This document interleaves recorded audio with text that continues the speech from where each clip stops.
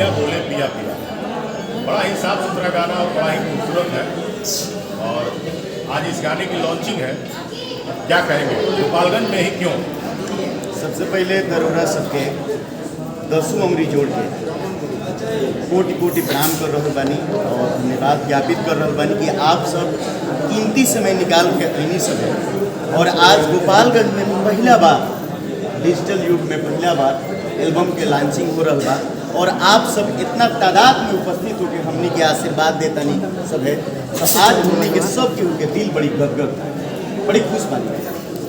नगेंद्र जी, गाना के लॉन्चिंग पटना, गोरखपुर, लखनऊ वहीं हो सकत रहे। और वह तो बहुत गाना कैले बानी, पटना में भी कैले बानी, तमाम जगह कैले बानी अपन लॉन्चिंग। गोपालगंज में ही काहे? देखिए, बड़ी ढेर दिन से ये सोच रहा हूँ कि जवना माटी से हम बानी, यानी यही गोपालगंज से विजयपुर प्रखंड के हम निवासी बानी, मुशहरी पंचायत के अंतर्गत कोहरवलिया गाँव आ। तो यही माटी के हम बानी और वह सबके बेटा बानी, भाई बानी, भतीजा बानी। तो हमारी सोच रहा कि कबो एगो एल्बम के लॉन्चिंग अपना गोपालगंज में भी गई है। पहले आदमी डेरात रहा कि पता ना मीडिया बंधु सबके, आदरणीय सबके आशीर्वाद मिली कि ना, सब लोग उपस्थित हो पाए कि ना। पहले हमने की सोचत रहनी है कि ना पटना चल जाई तबे सब केहू लोग आ पाई, बनारस चल जाई, दिल्ली चल जाई। तो सोचनी जा कि गोपालगंज में पर करके देखल जा कि सब केहू के आशीर्वाद मिलता कि ना। मगर देखिए आज जौन बा दर्जन के संख्या में आप सब आयल बनी और सैकड़ों के संख्या में हमारे क्रिएटर भाई बंधु आयल बनी लोग। तो जौन बा आज हमने के लागत है कि ये कार्यक्रम रखल है जा हमने के सफल हो के लिखला बा कि पिया जी।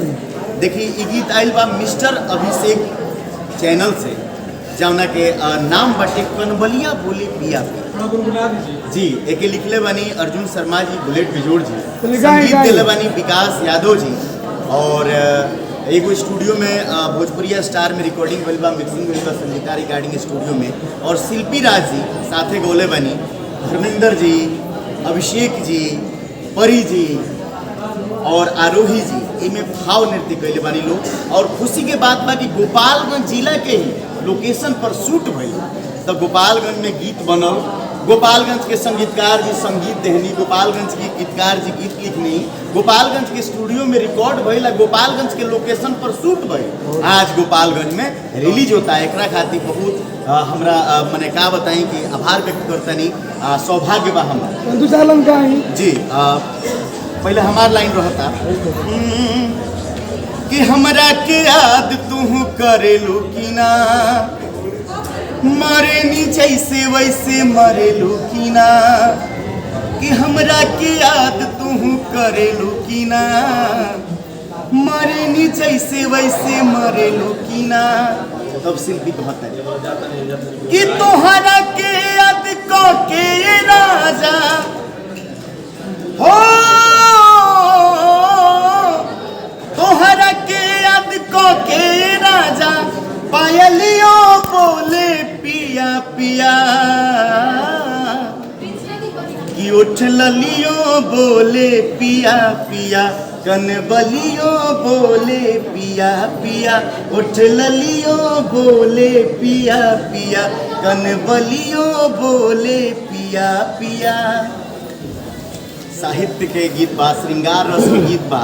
कहर तरीके उठलाली पिया पिया, पायल पिया पिया, कनवाली पिया पिया, यानी हमार सारा श्रृंगार जौन बा पिया पिया। नगेंद्र उजाला जी कहीं ना कहीं आज के समय में बहुत ज़्यादा 100 मिलियन जौन बा यहाँ सबके भाव नृत्य के लोग देखते। तो हमारी इच्छा रहल कि यहाँ सब काम करी लोग।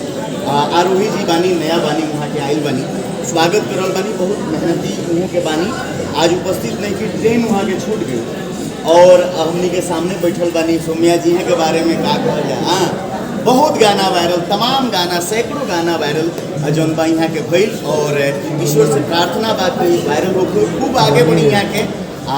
जौन बा आज गोपालगंज में आयल बनी तो हमनी के सबको सुस्वागत कर रहा बनी जाए यहाँ के। ये भाई के बारे में, ये भाई के बारे में का कहे, बहुत बढ़िया। मने कहल जा कि कूट कूट के जौन बा टैलेंट यहाँ सबके अंदर भरल बा। आई जा देखिए गीतकार जी हमारे बैठल बनी, यहाँ के बारे में का कही, यहाँ के तमाम गाना, सैकड़ों गाना वायरल। बिल्कुल एगो बहुत बड़न गाना लेके आ रहा बनी जा हमनी के। भोजपुरी में पहला बार काम कैले बनी जा तो हो सकी तो जौन बा ऊ गाना के लॉन्चिंग गोपालगंज में पहले ही आप सबके आशीर्वाद बनो रही जे आज मीडिया आदरणीय मीडिया बंधु सब नहीं आए हाथ जोड़ कर निवेदन करते नहीं कि आप सब भी आई और हमने के ढेरों आशीर्वाद प्यार दुलार दी उम्मीद करते नहीं कि अगला एल्बम में जरूर आप सब आए। ये गाना का लॉन्चिंग के साथ बहुत लोग आए बाबा, लेकिन दिखता रील्स स्टार भी लोग आए बा, का संदेश दे वो लोग के टिप्स का देबे? ये कहे कि बढ़िया बढ़िया गीत पर रील बनावल जा, चूँकि देखिए एगो बहुत बड़ा प्लेटफॉर्म बा रील। आज के डेट में रील से तमाम लोग जौन बा बड़ा बड़ा प्लेटफॉर्म पर पहुँच रहा बा। देखो बहुत बढ़िया प्लेटफॉर्म आयल बा, ओकरा के बढ़िया तरीका से यूज कल जाए। चूँकि देखिए आज रील घर घर में लोग देखता है, सरकार में फेसबुक पर तो रील आ जाई तो छोट छोट बच्चा भी देखता रहे, तो कुछ बढ़िया गाना बढ़िया जौन बा वीडियो बढ़िया सब्जेक्ट पर रील बनावल जा और घर घर में हमने की जौन बा पहुँचल जा। हम ये देखते। अच्छा, उन गार्जियन को आप क्या संदेश देंगे जो अपने बेटी को या अपने लड़की को जो टिकटॉक रील्स पे है उनको आगे पढ़ने के लिए नहीं मौका देते हैं, उनके क्या? ना देवे के चाहिए मौका, हर क्षेत्र में मौका देवे के चाहिए। अगर हमारा लड़का कहता है कि हम कला क्षेत्र में जाए तो उनका कला क्षेत्र में मौका दी। केहू कहता कि ना जौन बा हम जौन बा स्वास्थ्य क्षेत्र में जाए डॉक्टर बनने के बाद तो उन्हें बढ़ाई। केहू कहता कि ना हम एजुकेशन में जाए तो उन्हें बढ़ाई। केहू कहता देश के रक्षा खातिर जाए तो उन्हें बढ़ाई। जौना क्षेत्र में लड़का आगे बढ़े के चाहता ओकरा में सही मार्ग के प्रदर्शित करी और सही मार्ग पर अपना बच्चा जो अपना बेटा बेटी के लॉन्ग टर्म में चाहता ओकरा खाली क्या कहे? हम कहें कि ना होगा ना होने के चाहिए, लेकिन ना करे के चाहिए।